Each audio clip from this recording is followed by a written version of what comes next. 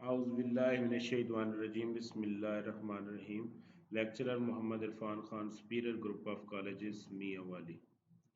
बच्चों, आज का जो हमारा डिस्कशन का टॉपिक होगा वो formation of hydrogen halide and it's thermal stability. Chapter number 13 है और नाम इसका है हैलोजन। तो सबसे पहले हम देखते हैं कि जब हैलोजन रिएक्ट करते हैं हाइड्रोजन के साथ तो दे प्रोड्यूस हाइड्रोजन हैलाइड। अगर हम इनकी जनरल इक्वेशन देखें तो H2 plus X2 gives 2HX। ये जो HX है this is called hydrogen halide. ठीक है जी। और ये हमारे पास इसको हम हैलोजन एसिड भी कह सकते हैं। HX is also known as halogen acid. तो ये X में भी फ्लोरीन, क्लोरीन, ब्रोमीन, आयोडीन। और ये जो हाइड्रोजन हैलाइड है ये सारी की सारी कलरलेस गैसेज हैं जी। ठीक है जी। और that dissolve in the water form hydrohalic acid जी। ठीक है जी। ये हमारे पास हाइड्रोहैलिक एसिड बनाता है। The reactivity of halogen acid with hydrogen decreases. हाँ जी, हाइड्रोजन के साथ रिएक्टिविटी जो है इन हैलोजन की डिक्रीज होगी फ्रॉम फ्लोरीन टू आयोडीन। क्यों? क्योंकि फ्लोरीन की रिएक्टिविटी ज्यादा है और आयोडीन की रिएक्टिविटी सबसे कम है। फ्लोरीन की रिएक्टिविटी क्यों ज्यादा है? कल हमने पढ़ा था इसकी बॉन्ड स्ट्रेंथ कम है। तो जितनी बॉन्ड स्ट्रेंथ कम होती है उतना बॉन्ड जल्दी टूटता है, और जितना बॉन्ड जल्दी टूटता है वो दूसरी चीज के साथ उतना रिएक्ट फास्टली करता है। तो इस वजह से फ्लोरीन की रिएक्टिविटी सबसे ज्यादा है। ठीक है जी। अब जब fluorine in the dark hydrogen के साथ रिएक्ट करता है तो बड़ा एक्सप्लोसिव रिएक्शन होता है। फ्लोरीन के रिएक्शन एक्सप्लोसिव होते हैं। ठीक है जी। तो ये रिएक्ट करके HF बनाता है which dissolve in the water to form aqueous hydrofluoric acid. और ये जो हाइड्रोफ्लोरिक एसिड है ये एसिड है, तो ये H पॉजिटिव आयन दे सकता है इन द एक्वस सोल्यूशन। ठीक है जी। नेक्स्ट, क्लोरीन जब वो रिएक्ट करती है in the presence of UV light और स्पार्क। ठीक है जी, क्योंकि इसकी रिएक्टिविटी फ्लोरीन से कम है, तो ये क्या बनाती है जी? HCl gas. और ये जो HCl गैस है वाटर के अंदर एक्वस हाइड्रोक्लोरिक एसिड बनाएगी। और ये जो एक्वस हाइड्रोक्लोरिक एसिड है ये भी क्या देगा? H पॉजिटिव आयन देगा in aqueous solution. Next, hydrogen जब रिएक्ट करेगा ब्रोमीन के साथ तो ये क्या बनाएगा जी? HBr बनाएगा अपॉन हीटिंग, क्योंकि इसकी रिएक्टिविटी और कम है, क्लोरीन से भी कम है। HBr is less reactive than HCl and HF। अगर हम रिएक्टिविटी ऑर्डर की बात करें, HF, HCl, HBr and HI, तो इनमें सबसे ज्यादा रिएक्टिव कौन होगा जी? HI सबसे ज्यादा होगा, फिर HBr, फिर HCl, और सबसे लीस्ट रिएक्टिव जो होगा वो HF होगा। क्यों? क्योंकि इसकी बॉन्ड स्ट्रेंथ सबसे ज्यादा होगी। क्यों? क्योंकि बेटा जी ये सबसे पोलर बॉन्ड है, और पोलर बॉन्ड की बॉन्ड स्ट्रेंथ ज्यादा होती है। तो जितनी बॉन्ड स्ट्रेंथ ज्यादा तो उतनी रिएक्टिविटी कम। तो ये हमारे पास HBr is less reactive than HCl and HF and form strong hydrobromic acid in water। तो ये वाटर में एक्वस हाइड्रोब्रोमिक एसिड देगा, और ये भी वाटर में एक्वस सॉल्यूशन में ये क्या देगा? H पॉजिटिव आयन देगा। तो H2 plus Br2 gives 2HBr। तो ये हमारे पास HBr बन गया, और ये वाटर में जाके एक्वस हाइड्रोब्रोमिक एसिड देगा जो कि H पॉजिटिव आयन देगा इन एक्वस सॉल्यूशन। अब बेटा जी आयोडीन बहुत ही लेस रिएक्टिव है। अगर हम हैलोजन की रिएक्टिविटी देखें तो फ्लोरीन, क्लोरीन, ब्रोमीन, आयोडीन, और आयोडीन लीस्ट रिएक्टिव है। तो ये at high temperature in the presence of catalyst iodine react करता है और HI बनाता है। और जब ये वाटर में जाता है हम इसको डिजॉल्व करते हैं तो ये एक्वस हाइड्रो एसिड बनाएगा जो कि H पॉजिटिव आयन देगा इन एक्वस सॉल्यूशन। अब बेटा जी जब H2 और I2 का रिएक्शन होता है। फ्लोरीन के रिएक्शन मैंने आपको कहा था कि बड़े एक्सप्लोसिव होते हैं, उनको कंट्रोल करना मुश्किल होता है। आयोडीन के रिएक्शन स्लो होते हैं, रिवर्सिबल हो जाते हैं। तो H2 प्लस I2 जब रिएक्ट करते हैं in the presence of catalyst तो HI बनता है। अब ये जो बेटा जी HI है, ये रिड्यूसिंग एजेंट है। अब अगर मैं रिड्यूसिंग एजेंट स्ट्रेंथ की बात करूं तो ये एसिड स्ट्रेंथ का ऑर्डर मैंने लिखा है H B R, H I, H B R, H C L, H F.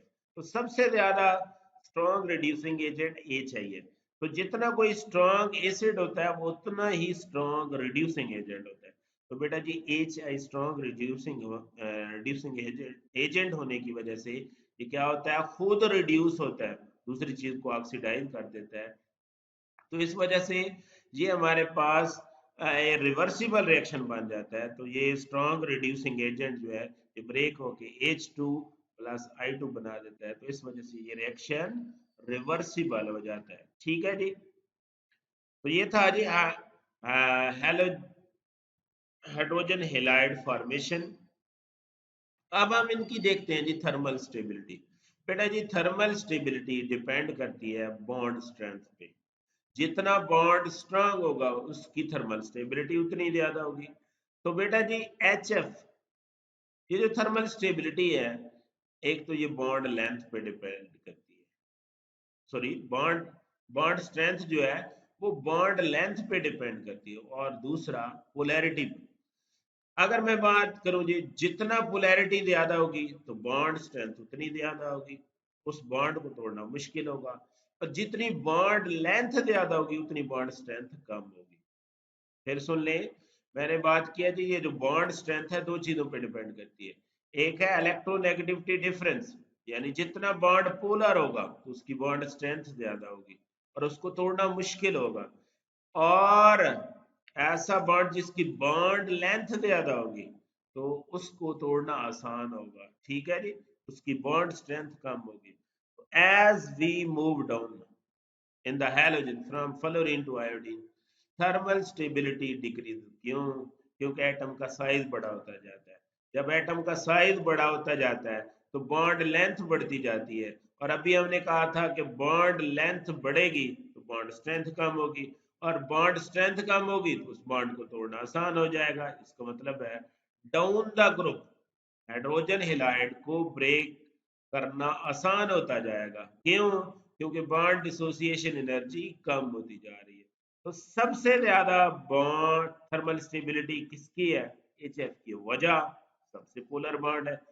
सबसे लीस्ट थर्मल स्टेबिलिटी किसकी है? HI की। वजह सबसे बड़ा बॉन्ड है। सबसे बड़े बॉन्ड को तोड़ना आसान होता है और इसकी बॉन्ड स्ट्रेंथ कम है। तो जितनी बॉन्ड स्ट्रेंथ कम उतनी थर्मल स्टेबिलिटी कम, और जितनी बॉन्ड स्ट्रेंथ ज्यादा उतनी थर्मल स्टेबिलिटी ज्यादा। तो bond strength between the hydrogen and halogen atom in the HX molecule explain this trend. A hydrogen fluoride is the most thermally stable hydrogen halide। तो बेटा जी अब relative thermal stability of hydrogen halide, तो due to ये जो अभी मैंने factor बयान किए हैं तो ये उस फैक्टर को एक्सप्लेन कर रहा है जी। तो due to high electronegativity of fluorine and its small radius, strong overlapping of orbital produce very strong bond। जाहिर है बेटा जी, अब हम एक चैप्टर पढ़ेंगे, अभी हमने पढ़ना है ओवरलैपिंग से जो बॉन्ड बनता होता है वो कोवलेंट बॉन्ड होता है। ठीक है जी। तो ये जो फ्लोरीन और हाइड्रोजन है ये आपस में ओवरलैपिंग से बॉन्ड बनाते हैं। ठीक है जी। तो बहरहाल आपने यहाँ पे ये याद रखना है कि HF का बॉन्ड पोलर है, और जितना बॉन्ड पोलर होता है बॉन्ड उतना स्ट्रांग होता है तो उसकी बॉन्ड एनर्जी उतनी ज्यादा होती है। तो बॉन्ड एसोसिएशन एनर्जी देखें जी HF की कितनी है? 569 है। और HCl की देखें जी लेस थर्मली स्टेबल है जी। Hydrogen fluoride than hydrogen fluoride but more stable than other hydrogen है। हाँ जी। तो HCl बाकी की निस्बत यानी HB और HI की निस्बत मोर थर्मली स्टेबल है, लेकिन HF की निस्बत कम है। तो due to large atomic radius, तो basically down the group atomic radius atom का साइज बड़ा होता जा रहा है फ्लोरीन से आयोडीन तक, तो बॉन्ड लेंथ ज्यादा होती जा रही है, और जब बॉन्ड लेंथ ज्यादा होती जा रही है तो बॉन्ड स्ट्रेंथ कम हो रही है, और जब बॉन्ड स्ट्रेंथ कम होती जा रही है तो बॉन्ड वीक होता जा रहा है, उसको तोड़ना आसान होता जाएगा, तो उसकी थर्मल स्टेबिलिटी कम हो जाएगी। तो its bond dissociation energy is 431 kilo joule per mole. इसी तरीके से hydrogen bromide is much weaker than HF and ICl due to large atomic radius of bromine. तो ये कितना हो जाता है जी 366। इसी तरीके से अगर हम बात करें जी बॉन्ड एसोसिएशन हाइड्रोजन आयोडाइड की, तो सबसे वीक बॉन्ड है, इसकी बॉन्ड स्ट्रेंथ सबसे कम है। क्यों? HI का बॉन्ड सबसे लीस्ट पोलर है और HF का बॉन्ड सबसे ज्यादा पोलर। अगर मैं पोलैरिटी ऑर्डर बात करूं, HF, HCl, HBr and HI, तो HF से HI की तरफ जाएंगे तो पोलैरिटी ऑर्डर कम होगा, और बेटा जी पोलैरिटी ऑर्डर कम होगा तो बॉन्ड स्ट्रेंथ कम होगी, बॉन्ड स्ट्रेंथ कम होगी तो बेटा जी क्या होगा, थर्मल स्टेबिलिटी भी कम होगी।